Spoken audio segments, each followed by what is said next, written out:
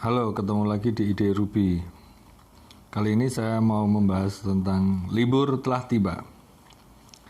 Kalau ada yang tahu, ada lagunya si ini ya, penyanyi cilik dulu. Libur telah tiba, libur telah tiba, hatiku gembira. Selanjutnya ada simpanlah tas dan bukumu dan seterusnya. Nah, saya sebenarnya mempertanyakan ya, menanya-nanyakan. Kenapa gembiranya saat liburnya telah tiba lah? Kemarin pas nggak libur, masih hari sekolah gitu, apakah nggak gembira? Apakah nggak bahagia gitu? Nah, tapi memang sebenarnya hal yang paling membahagiakan dan mengembirakan sepanjang bersekolah itu memang liburan. Itu kalau dalam masa tahun ajaran gitu ya. Masa-masa liburan itu paling menyenangkan. Terus menyenangkan kecil itu kalau pas hari Minggu itu juga menyenangkan karena nggak sekolah. Nah, ada lagi yang menyenangkan di setiap harinya itu adalah jam istirahat. Itu seingat saya begitu, dan kalau saya nanyain ke anak-anak yang sedang sekolah juga kayak gitu. Nah, kalau memang kejadiannya seperti itu, kita sebagai orang tua gitu ya, saya memposisikan diri sebagai orang tua, apakah memang memaksakan dalam tanda kutip anaknya untuk bersekolah? Karena yang mengembirakan dan membahagiakan ternyata bukan yang di kelasnya ya. Sekolah itu mungkin membahagiakannya saat datang ketemu dengan teman-temannya bermain, itu yang menyenangkan.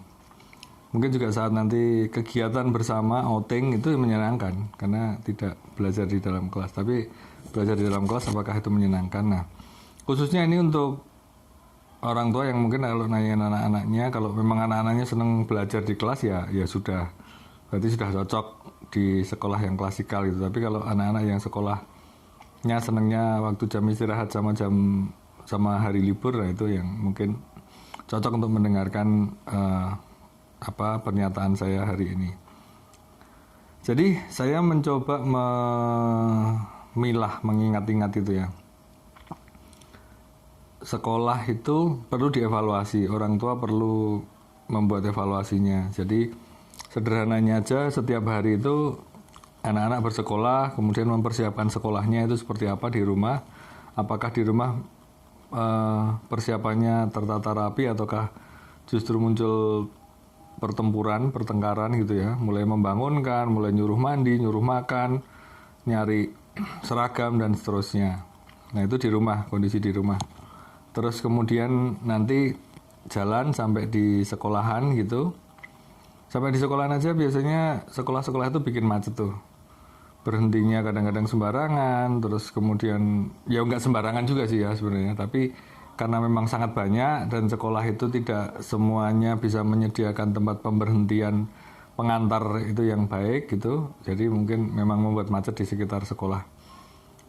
Terus yang miris, memprihatinkan buat saya adalah misalnya sekolah diantar naik motor dan nggak pakai helm. Ini sebenarnya ngantar sekolah apa ngapain gitu? Itu sebenarnya kalau buat saya itu tuh membingungkan si anak. Si anak ini sedang belajar sesuatu yang baik, tetapi secara bersamaan diajari juga sesuatu yang nggak pas gitu ya. Naik motor nggak pakai helm itu nggak pas. Ya dengan segala macam alasannya. Jadi itu membingungkan, buat saya itu membingungkan. Ini nganter anak sekolah kok nggak pakai helm gitu. Mungkin juga karena saking terlambatnya, kadang-kadang lampu merah, oke lah tembus saja. Ada tanda dilarang masuk, udahlah tembus saja karena nanti buru-buru tergesa-gesa. Nanti poin kedisiplinannya jadi kurang gitu. Oke, saya lanjutkan ya. Itu mulai berangkat sekolah, masuk sekolah gitu. Terus kemudian nanti sampai di sekolah ya, tadi sampai di sekolah saya sudah singgung, mungkin lebih senang pas istirahat daripada pas di dalam kelasnya. Kemudian nanti semesteran itu apakah dibuat sebelum terima rapot itu apakah dibuat, kan biasanya dibikin kompetisi tuh, kelas meeting atau game gitu ya, biasanya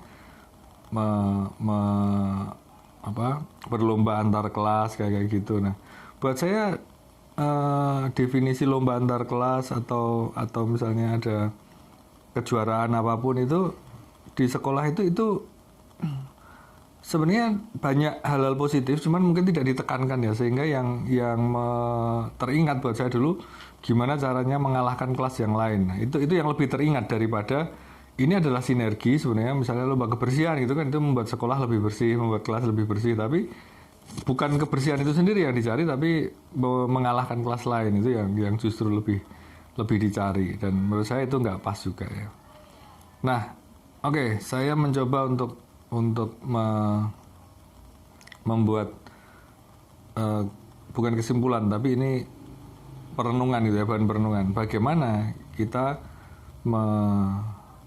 membiarkan atau mempercayakan anak-anak kita sekolah, padahal di sekolah itu kayak gitu loh kalau disadari, dan mungkin kita dulu juga kayak gitu sebenarnya.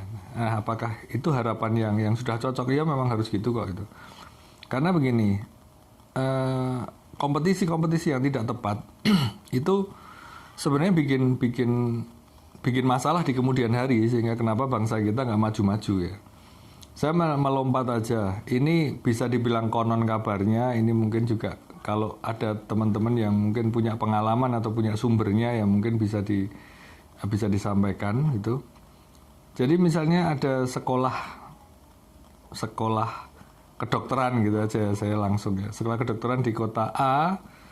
Nah, dia akan nantinya jadi spesialis di kota A itu. Karena kota B sudah ada nanti kedokteran lagi di kota B, spesialisnya dan seterusnya itu kota B. Dan seterusnya ya, kita mau ngambil berapa kota besar di Indonesia ya. Dan mungkin beberapa kota besar itu ada juga rumah sakit besarnya, tapi ini terafiliasi ke sekolah yang mana, yang satu terafiliasi ke sekolah yang mana gitu. Sehingga ya tadi tuh hasil dari kelas meeting, mereka seolah-olah dari kampus ini ke rumah sakit ini, berhasil operasi ini, berhasil cara pengobatan ini, ya demi alma mater, demi rumah sakit, demi lebih baik dari tempat lain kayak gitu. Tidak berpikir menyeluruh, konteksnya diperbesar, tapi begitu. Ini saya konon aja, ini konon. Nah, mungkin kalau teman-teman punya, oh ya ternyata kayak gitu. Nah, itu contoh. Terus kemudian ini dinas. Nah, saya kalau ini sudah ngomong ke pemerintah ya.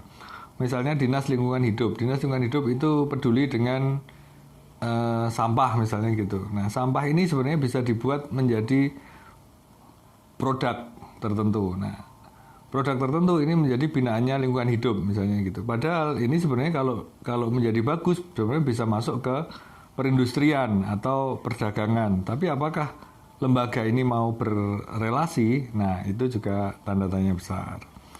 Belum lagi nanti yang olahraga gitu ya.